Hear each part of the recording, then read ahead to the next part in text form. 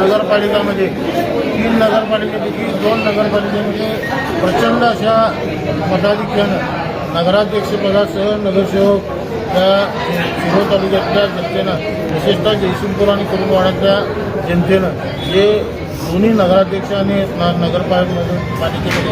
जी सत्ता दिली त्याबद्दल त्या दोन्ही शहरातील जनतेचं मनापासून या ठिकाणी मी आभार आणि धन्यवाद व्यक्त करतो. खरं म्हणजे महायुती ही एकसंघ लढावी अशी आमची भूमिका होती, पण ते झालं नसल्यामुळं काही शिरोळमध्ये काही प्रमाणामध्ये काही थोड्या मतामध्ये आमच्या सीटा गेल्या. पण इथनं पुढच्या काळामध्ये ह्या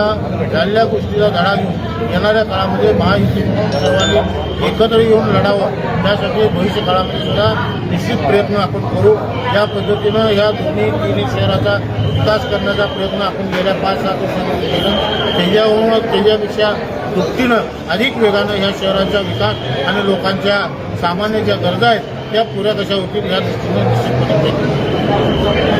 सबस्क्राईब करा आणि परिसरातील ताज्या घडामोडी सर्वात आधी बघण्यासाठी बेल आयकॉन